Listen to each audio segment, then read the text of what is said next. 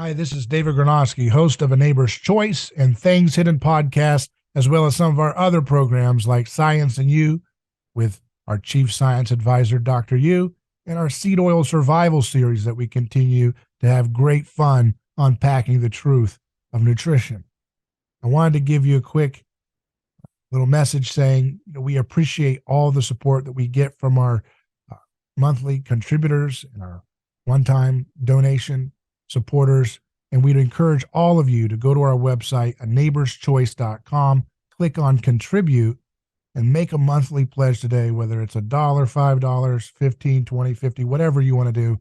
Doesn't matter. Just be a part of building this new media project that we've developed to empower and inform, to inspire, to kickstart a scientific renaissance, an anthropological breakthrough and reformation in the church. All these things are possible with your support right now. So make that commitment today and help us keep doing the productions that we have.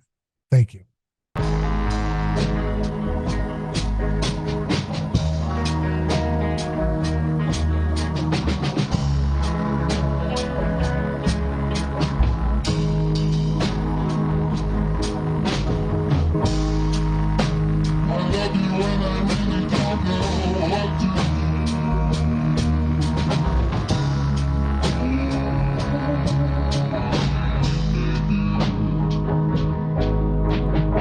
So anyways, I wanted to tell you about this guy who you've probably heard of in the news. His name is Justin J. Pearson, and he's one of the Tennessee House Representatives who represents the 86th District. And I just want to go over, just sort of a little bit of like his I guess, educational career. And, this will take us into our conversation. And that is to say,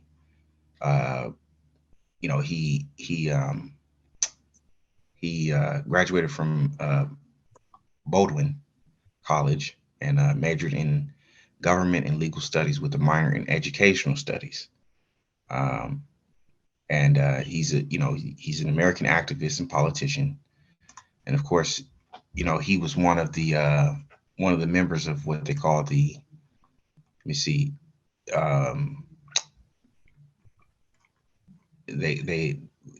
calling them now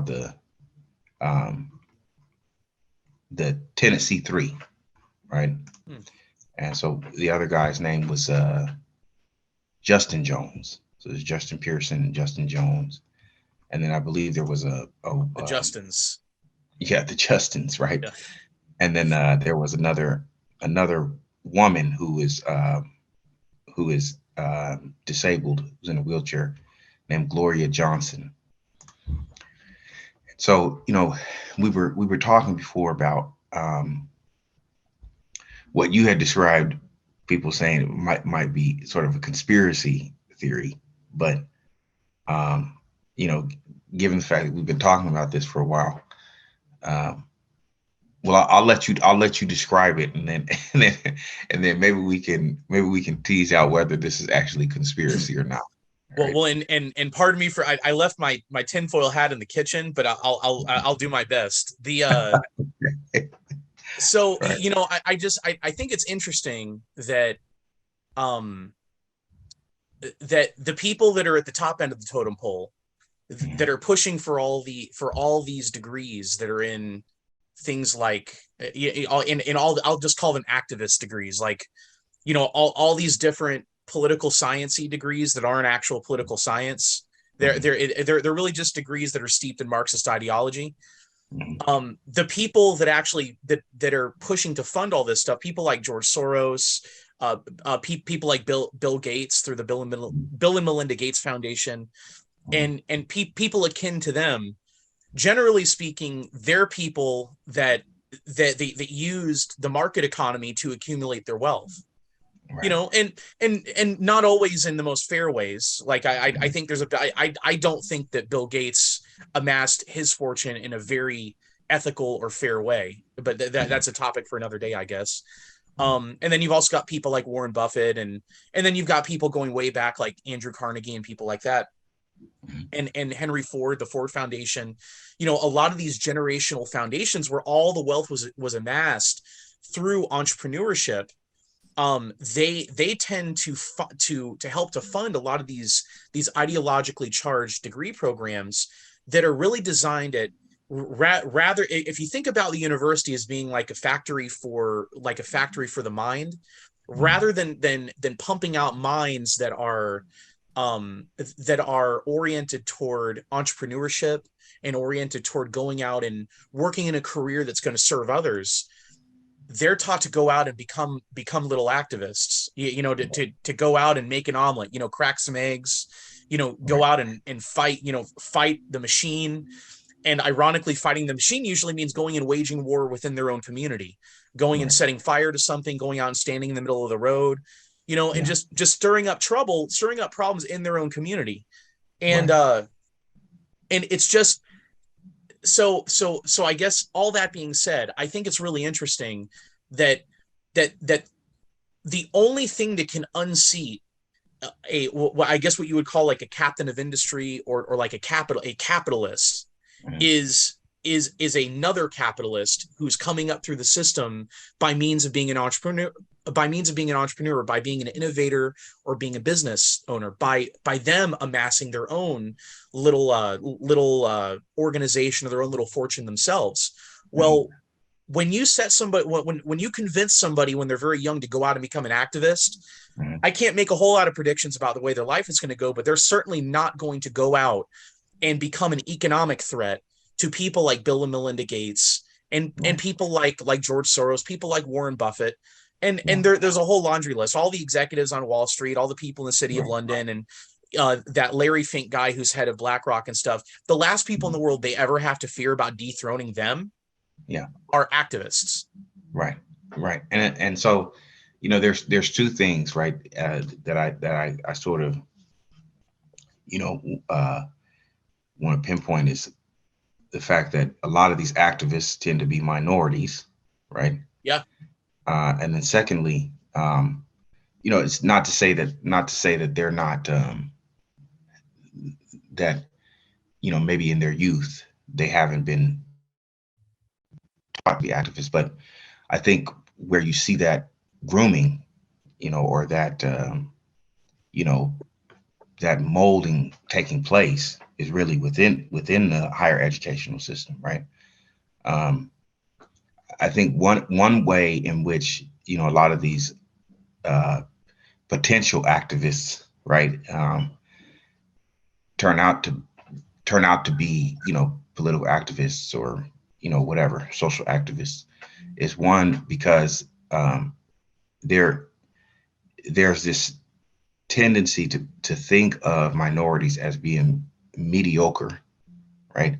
That they don't actually have the real potential to be entrepreneurs, or and they're a threat to these business moguls that you were describing. So I wonder why is it that so many young people are gravitating towards that? I mean, is it like, okay, well, it's too hard to really become an entrepreneur, or it's too hard to really become an engineer, or science is too difficult, so I might as well make my sort of path, or with my path of success through politics? Or is it maybe a thing of like, I've been told, not directly, right? So there's something happening, say, underneath, with maybe through funding, by the Soroses and the Gates and stuff like that, to fund a lot of these say educational departments, to get a lot of these kids to go into those areas. I mean, do you agree with that, or what's your? Yeah, well, I think there's this perverted attitude in our society that's being pushed by a lot of these by a lot of these organizations and people up at the top, that it's the idea that like that the way that you show compassion and love for other people is by first and foremost loving an idea or a complex set of ideas first. Mhm. That if you truly love other people, and there are and there are everybody is born with varying degrees of different senses, like some people are born with a sense for other people. They have a genuine, the way that their love for other people manifests itself is they want to serve other people, Mhm. and they enjoy being around them and they enjoy socializing with them and everything. Then there are other people that the way that their compassion for other people manifests is they go and do something where they're kind of like working in isolation. Mhm. Maybe they're an auto mechanic, Right. Yeah. and at the end of the day they love working with the components in the engine, but they might have a satisfaction of, I really didn't get to know the people that I help, but I do have a sense that I serve the community. Right. Yeah. um I think what happens a lot of the time are a lot of the people. I think a lot of the people at the universities, I think they get snagged at a very young age whenever they go.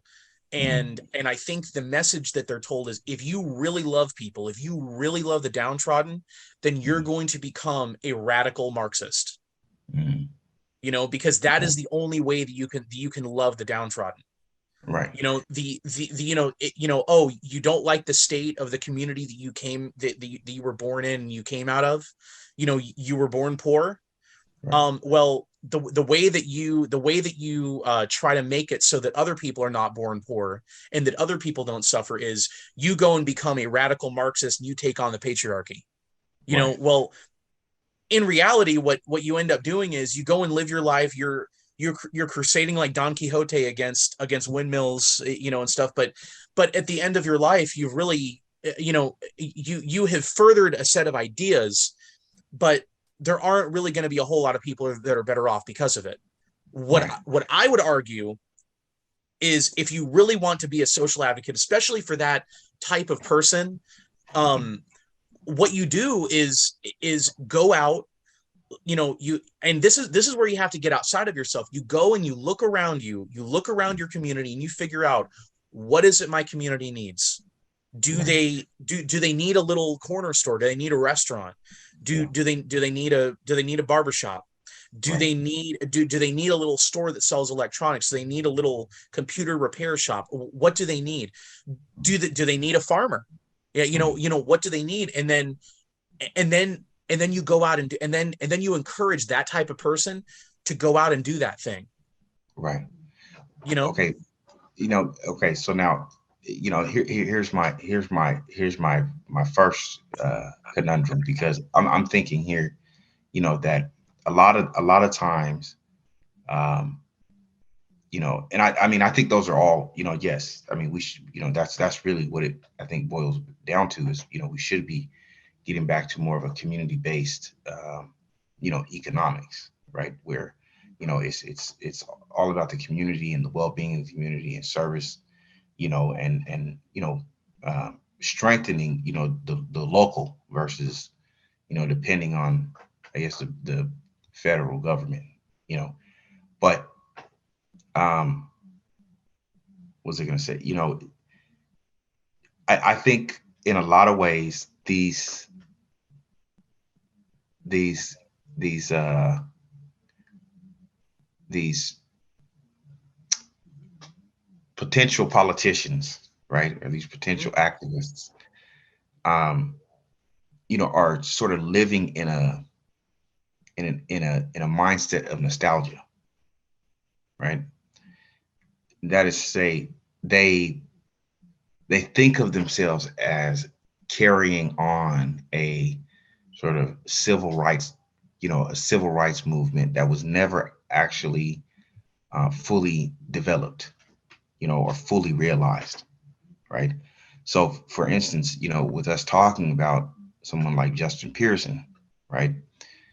you know, he, I've heard a couple of his messages and stuff like that, when he speaks, and he has this very, um, you know, pastor like, voice when he talks, over the pulpit or over the, in the House of Representatives or something like that, and he's very, he has, it's the the aesthetics of looking like sort of a 1970s, you know, uh, revolutionary, like someone who, you would have found in, Walking with Jesse Jackson or Al Sharpton or, you know, um, you know, or Watts or something, it's like, LA with the Black Panther Party or, you know, down with the NAACP, during the Jim Crow, era, something, something to that effect. You know what I mean? There seems to be this, this,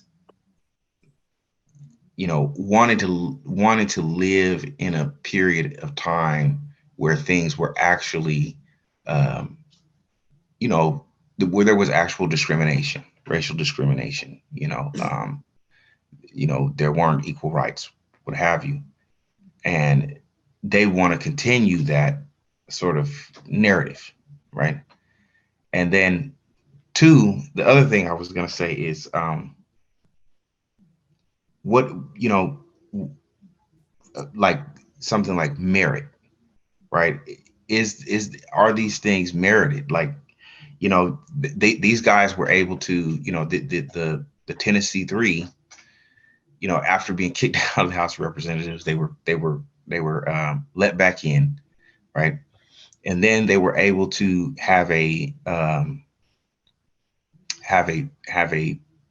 conversation, I guess, with the White House. They were invited to the White House Mhm. under Biden. So, it just reinforces, to the I think, to the next generation, that this is what you should aspire to. You know, this is the kind of behavior you should have, right? So even if you want to be a businessman or an entrepreneur, or, work on something that is, very is actually, uh, productive for your local community or something, it's sort of, discouraged, because, it doesn't really get you any points. You know what I mean? So that's the thing I mean about, merit, right? Like, Mhm. why should I work hard to become an entrepreneur or businessman, or think, in ways that can actually help my community, um, in a real way, if I have nothing, if it's not going to gain me any real points.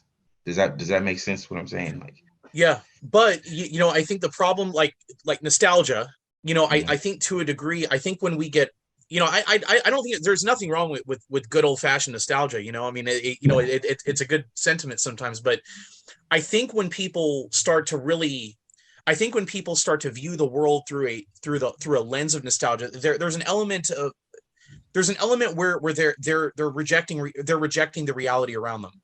mhm, And in doing that, it clouds their judgment, mhm, and it makes them make irrational decisions. mhm, Um, and let's not forget something that, there's the old saying there, it's the golden rule. The people mhm. with the gold are the ones that make the rules. And that's been the rule since the beginning of human history. Right. So what I would say is that the people at the top end of the totem pole, like you can call them like the moneyed elites or whoever, Mhm, um, they understand very well that the real rulers of any system, it doesn't matter what the system is. You can call it capitalist, you can call it a free market system, you could call it a socialist system, you could call it communist system, you call it a fascist system, whatever. The people that own all the gold are the people in that society that are going to make all the rules that everybody will follow, and then they'll masquerade and mhm. call it democracy, they'll call it whatever, but it's the people with the control the resources that are going to make the rules. Right. And so the thing is, people can go to legislatures and make and get some good legislation and stuff passed, But let us not forget something, that the real people that have the real influence, that are making all the backroom deals in those smoke-filled rooms, well, maybe they're not smoke-filled rooms anymore, but in those little back rooms, where they're making the real rules about what legislation is going to go out to be voted on and everything. Those are the people that own and control wealth. And so what I would say is, people like Mr. Pearson and Mr. Jones, and then what was that woman's name? Johnson, I believe. Yeah, and Miss Johnson.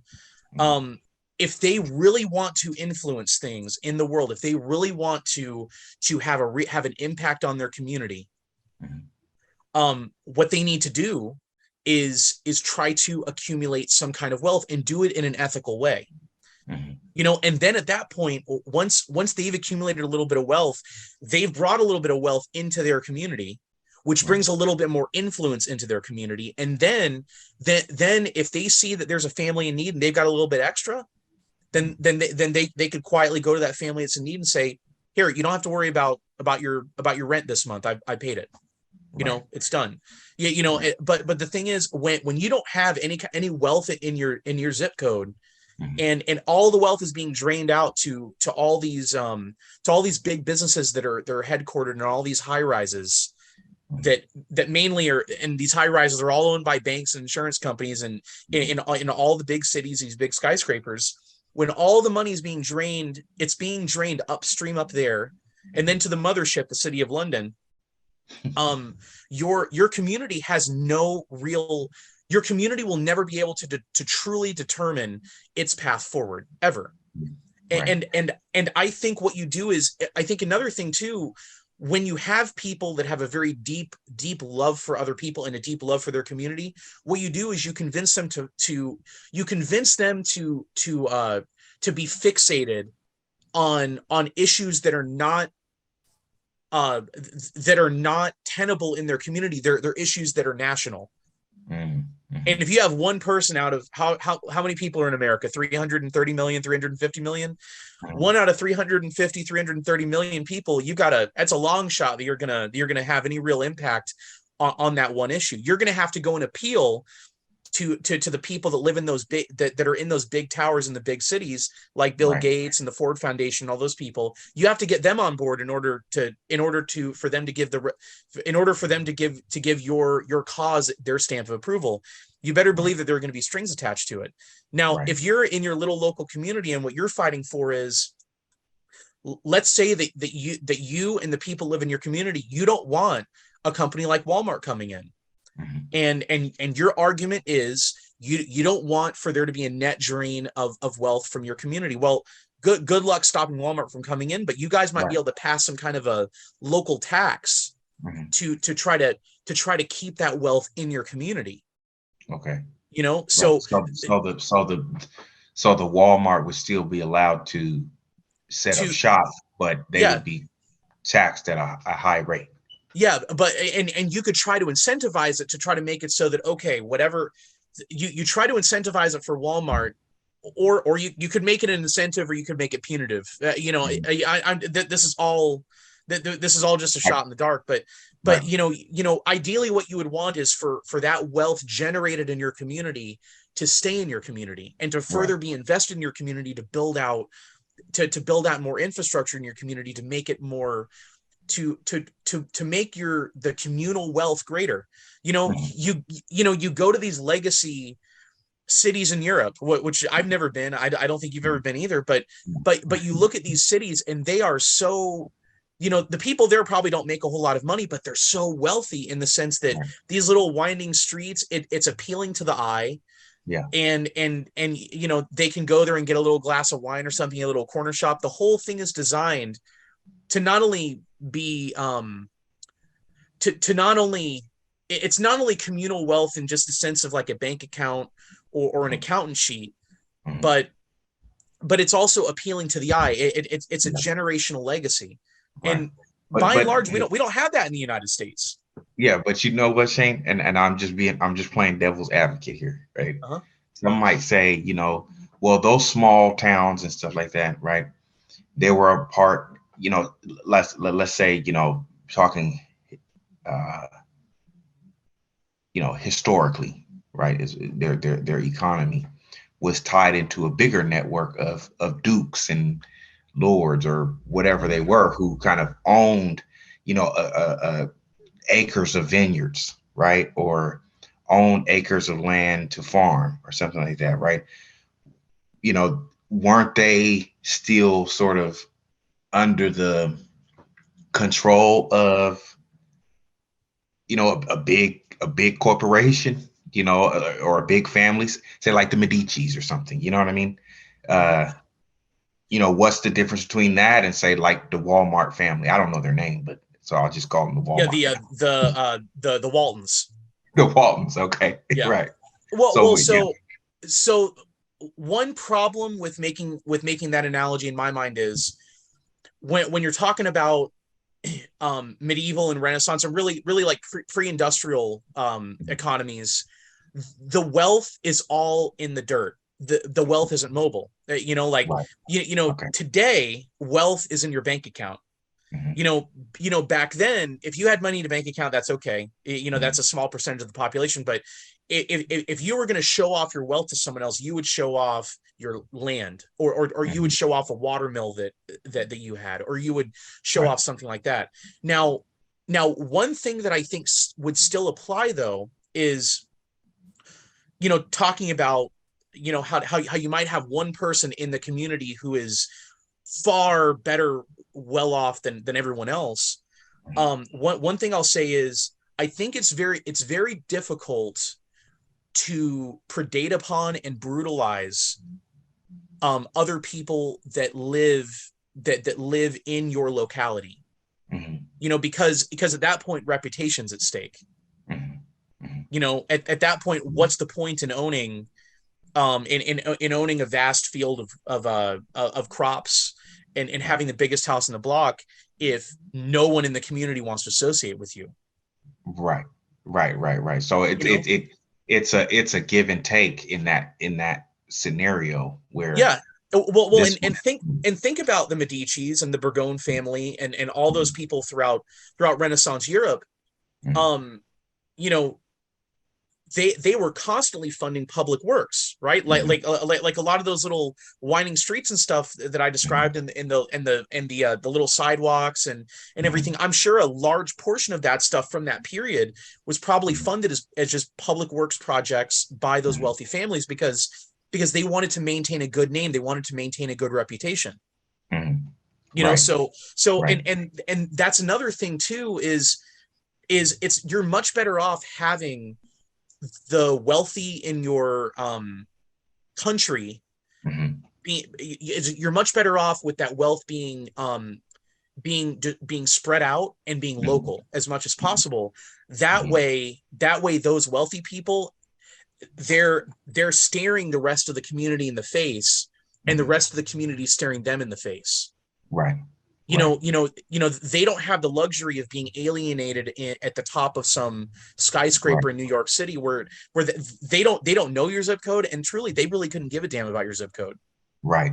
So you're saying that they're actually, because they actually have to be a part of the community, engaged with the community. Right. There's much more in the way of what's at stake for them, just as much as there is for the rest of the community.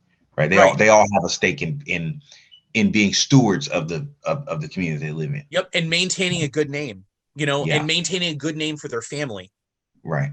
So in the okay. Let me ask this, because we're getting real social economic here, which is good. It's something you and I really can't help, man. Yeah. I enjoy it, right? So then where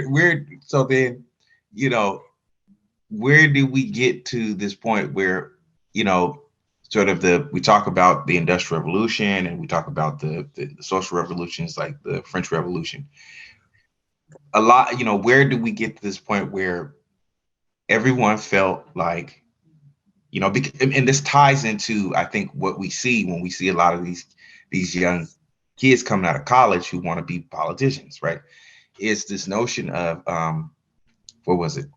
Equality, like egalitarianism, where we're all equal and everything, and then like having equal rights and stuff like that, and that there is no um there is no real hierarchy. Like we all should have the same, we all should sort of, be on the same like level playing field or something like that. It's sort of like we came out of a period where, say, generations past, people didn't think of, say, the person that was funding all the projects, like the Medici's, as rivals to them, right? Or they didn't see, they weren't envious of them, they weren't resentful of them. They were more like, grateful. And they a lot of people say, well, they accepted their place within society, right? But I think if you say something like that today, that will automatically trigger people into saying, that's exactly why we don't need communities like that, right? Why should I have to accept my place within society if I want to be, if I want to go off and be a,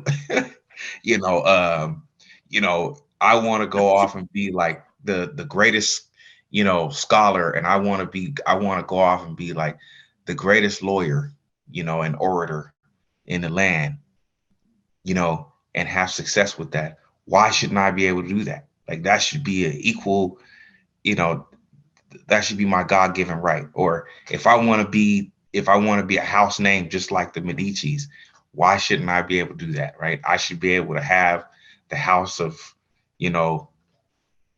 whatever, the the flying birds. You know what I mean? Like, I want to be just as equal to them, right? Where did that come into play? Where did that sort of where did we shift from accepting, our place with society, or accepting that we are in this position, right? To we should all sort of be at the same level, I mean, was that the Enlightenment? Or, Well, the I think a big part of, I think there were a lot of things at play. yeah. Obviously the Industrial Revolution, changing the dynamic of what wealth is, that Mhm, wealth is no longer in a fixed location. Wealth is now in your bank account. mhm, That was a very radical shift in the way that we interact as humans. But mhm, I guess the thing I'd say is the destruction of the localities being the most basic unit of a meta tribal governance, because mhm, what we would obviously say is traditionally, post Jesus Christ. mhm, And even prior to that, in Jewish history, the mhm, fundamental unit of society was the family. mhm, And even like the Romans, and mhm. really everybody had a concept of the family. It doesn't Right, take a rocket scientist to arrive at the conclusion of the family unit, but right, uh but the Lord fully incarnated it, and everything. yeah, yeah, um but that the layer of governance above the family unit, mhm, was to be the locality, or as the apostles put it, the diocese. mhm, mhm, So the whole idea has always been, at least in Western Christendom, that the best form of governance, and in fact the most godly form of governance, is at the locality. Now, mhm, what are the mechanics of that? It's kind of loose. I think there'd probably be a predisposition toward something monarchical, but mhm, or something monarchical. But that's not necessarily set in stone. When you go back and you look at the medieval period, and you even look at feudalism and everything, mhm. the way that it's taught in school, you would think it was just like a dictatorship. Well, Yeah, it was the furthest thing from the yeah, truth. right. You might have had the King of France, but he actually had very little influence over the country. You Right. know, it was the local barons and lords, and you even had local kings and stuff like that. It was a very complex network. You know, Right. there was not a concept of France or Germany or Italy or any of that kind of stuff. But governance was, you know, when we think of secular governance, that was all administered through the locality, which the apostles called the diocese. Right. And so when I think about how wealth should be distributed, and when we're thinking about you know, when we're thinking about accumulation of wealth and everything, Mhm. what I think it's best for localities to amass wealth within the locality as much as possible. Mhm. That way, the wealthy in that locality, they have to stare the rest of the community in the face. They have to live with these people, Mhm. and the rest of the community have to stare the wealthy in their face, and they have to live together. Right. And traditionally, what had been taught in the West up until a few centuries ago were the you know, the seven deadly sins, you know, in Mhm. particular, like, you know, greed and pride and all that stuff.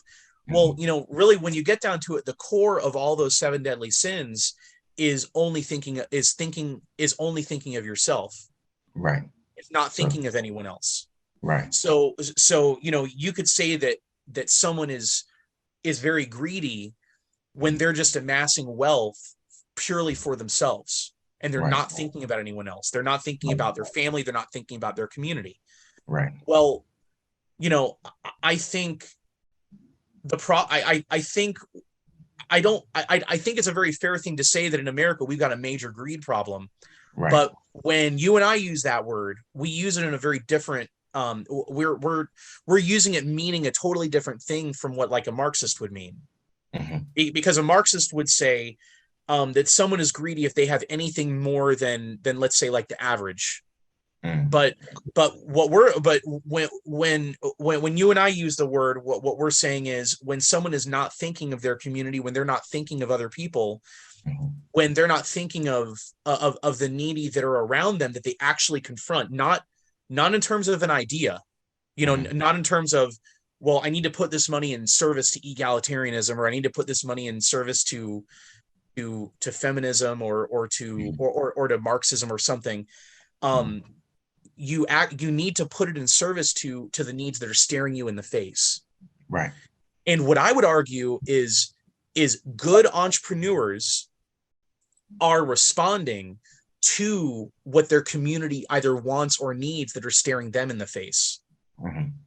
But the community, you know, not to keep playing devil's advocate, but Mhm. and I'm, you know, well, I'll just put it out there. Okay, the community, you know, this is devil's advocate now. The Mhm. community wants, you know, um, trans people to be able to come to church. The community wants gay people to be married within their church, right? The community wants to have LGBTQ plus infinity parades in June, right? Mhm. So if that's what we want to have, have all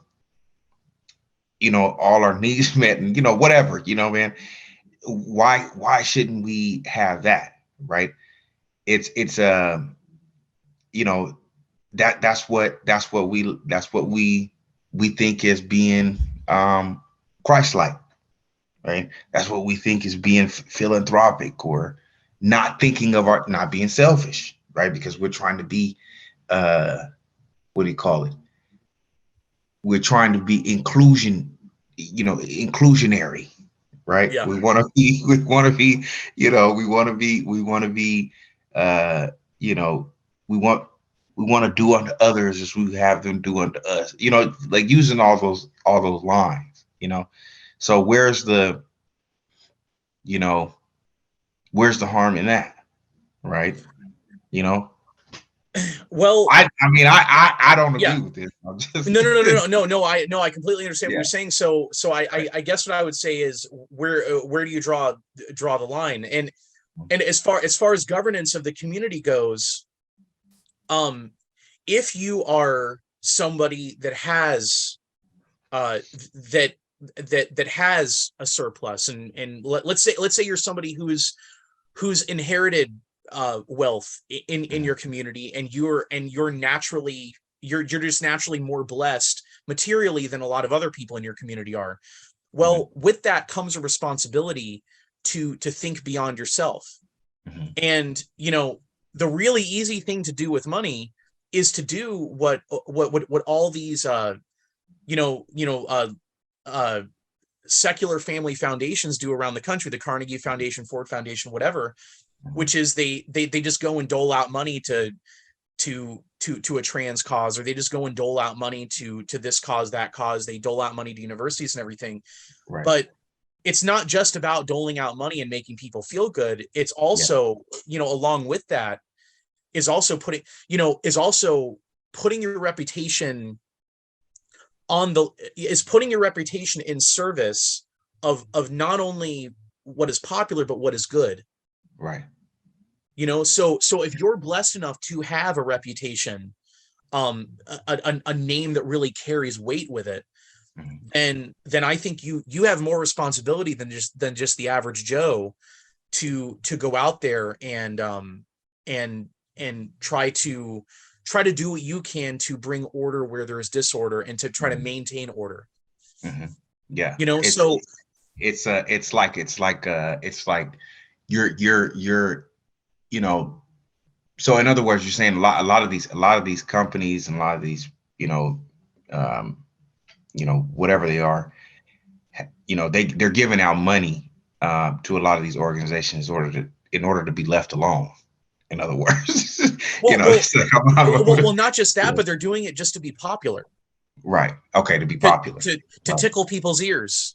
Right. Right. And there are a few times where tickling of ears is mentioned in the Bible, and that's not a pathway to heaven. It is either tickling ears or having your ears tickled. It's not a good thing. But yeah. But I do think that there is a responsibility out there, and that is I think that is true governance in society. And we're biased in our country because we're brought up, because we're taught that truth is a consensus. What is good is a consensus. If it's popular, that means it's good. Which means that 10 years ago, I don't know, like Justin Timberlake was good and the best. Right. But today, Justin Timberlake might still be good, but he's not the best. There's a consensus as to what that is. But so populism is sort of the I wouldn't necessarily use the word populism. Yeah. Or popularity. Popularity. And I think that in seeking popularity, I think it's, I think there are some things that are ordered and good that are popular, but then there are also a lot of things that are disordered and bad that are not popular. Or that are disordered and bad that are popular. Yeah. And right. I think that if you're someone who has influence in your community, then you not only have a responsibility to take care of those that are maybe having a hard time materially in your community. Because remember that, the poor and those that are those that are suffering, Jesus says those are his people. Right. Right. And if you have to be materially blessed, that should, you should, that should strike fear into your heart. Yeah. Right. And you should really ask, what am I doing here? But it doesn't just stop there. If you're someone that has influence, then you also have a responsibility to stand for what is good and ordered in your community, which is not, genital mutilation and things of that ilk. Right. So we should, so in other words, we should say that it's not always good to wear the crown, man. You know, No, no. Well, wouldn't Gerard say that wearing the crown is volunteering to be the first to be is volunteering to be the first to be sacrificed? Right, yeah, And that's the way it's played out in France and Russia, and that's the way. Well, that's the way that's the way it's and that's playing the way out it always even plays now. out, right? Right? No, that's the way it's playing out even now. I mean, you see with especially in France, man. I want to say that Macron is really going through it right now. Speaking of which, and I'll just bring this up. I read this yesterday, and it was from Breitbart. And I'm not trying to go off kilter here, but this is just to show you, like having power and having a lot of, sort of influence doesn't always, I guess carry the day, right? In other words, when you are, when you are in the hot seat or you're in, the center of control, you become the the first sort of scapegoat, right? Just like you said. So here, headline from Breitbart: Reign of Terror Part 2, right? Leftist politician warns Macron of beheading like King Louis the 16th, I believe. So it says during the Reign of Terror in 1793, radical revolutionaries in Paris deployed Madame Guillotine to cut off the head of King Louis the 16th. No, I don't do Roman numerals. So if I get that wrong, hey, somebody don't guillotine Let's go. me. Yeah. Let's roll with it. Right. Now, 230 years later, there is a rise in alarming talk about historical precedent swirling around the country's ever more controversial and unpopular president, Emmanuel Macron, with an even left-wing politician making what may be interpreted as a threat. So, I mean, it just goes to show you that same,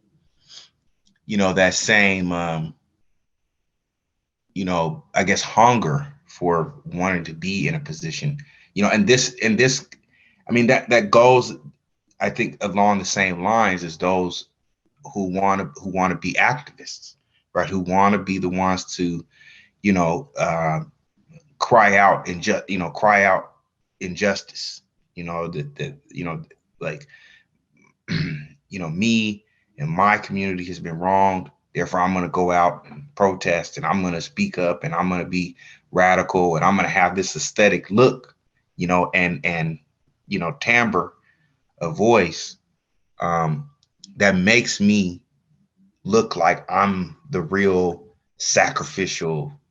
I'm out here like doing the dirty work. I'm on the grind. I've been sleeping in a tent for 5 weeks, and I will not rest until my voice is heard. I'm musty. I haven't taken a shower in like 3 months. They even those kinds can become, tomorrow's tomorrow's feast. You know what I mean? I just thought something. If I were president right now, what I would do, I would call up Emmanuel Macron. Yeah. And I would invite him. I would say I would say the American people would love to honor you. We're going to throw you a big state dinner here and everything. And right. and have all the cameras there live, have it live streaming everywhere. Mm-hmm. I would have Congress allocate money to buy a big fancy crown for him. And I'd want for us to have a big elaborate coronation ceremony for Emmanuel Macron. and then tell him and then tell him like right there, live streaming everywhere, tell him like the French monarchy is back, and sir, you are king. Like while his city is burning, burning down, bro. So something you could tell, and something you could say to him like right there live, you could say the way that we know that you're the legitimate king of France is that you have the power to, you could eliminate the retirement age altogether, and your people will still follow you. Your people will never overthrow you because, and as the American president, I challenge you to just abolish retirement in France altogether. It'll make your country even more productive than it already is. And listen, man, you're the king. You're the king of France. Right. You have to boost their ego somehow. Yeah, and then he goes back and then. Yeah. Okay. Well, I want to leave off on a good note, bro. I don't want we don't want to make it. We don't want to make it. Sad, but it was satirical. Listen. Circling back to Pearson and to Jones and and that woman Johnson. It's just you think about who they are and what they are now and what they do and everything. And I do not doubt for a moment that they genuinely love the communities that they represent. Right. I don't doubt that for a minute. Yeah. But what I'll venture to guess is that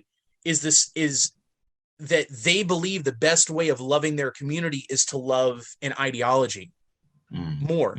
That in loving that ideology that they are loving their community. Right. And I think that, and I think it's a perversion of who they could be, because if they didn't love the ideologies that they cling to as much as they do, think of the amount of good that they would do in their communities, right there at home in their communities. Like, Pearson, Jones and Johnson, they're the types, because they're persuasive, they're public speakers, they've got the hearts of public servants. They could go out and get money to start a business doing anything. Right. Imagine if they owned a restaurant. If any one of them were to go and start a restaurant, they could also open a soup kitchen next to it. And I would venture to guess that any one of those three, as much as I disagree with them, policy wise and politically, I'd venture to guess that any one of those three, if they owned a restaurant, they would probably do whatever they could to feed people that are hungry in their community. Right. But it's just unfortunate that that's not where they are. They're battling in the ideological world of ideas instead. Right. And it's also, I think, what do they call it? An ego thing, right? They want to be at the center. Yeah, it strokes the ego. Yeah, it strokes the ego. They want to be at the center. They want to talk. And you have those types. And just like you have, they say sometimes I've heard it said, like, people that don't want to be in the limelight, don't want to talk, are the ones that, should be the ones, because they might be the best at it. And the ones that talk, that do all the talking and all that, they're the worst at it. You know what I mean? It's like, the person that doesn't want to be at the center or be seen is the best. So that guy is the guy that's writing the script. He's the one writing the lines for the person that wants to be seen to say. Is that, what I mean? Like they're the I'm about to date myself big time, but that's one of the things that attracted me so much to Ron Paul and Dennis Kucinich. Both of them, and both of them are polar opposites politically, but and both of them launched failed bids for the nomination of their political parties, but both of them would say, like, the core of their campaign stump speeches was always, I don't want to be in the limelight. I don't want to be president. Right. I don't want to rule over you. Right. To me, like, now I'll tell you that tickles my ears when I hear someone who's running for political office who says, I don't want to run your life. Right. That's a sweet song to me. Right. All right, man. Well, this was a very good conversation. I enjoyed it, bro. So yeah, we covered a lot of ground here. Yeah, we covered a lot of ground, but we kept it in, we tried to keep it in the social, economic, and political sphere, so it was good that we were able to, circle back that way. Yeah. So yeah, man. All right, brother. Well, till next time, man. We're always gonna keep on doing it. I'll have something else for you by next week. All right, sounds good. I'm looking forward to it. All right.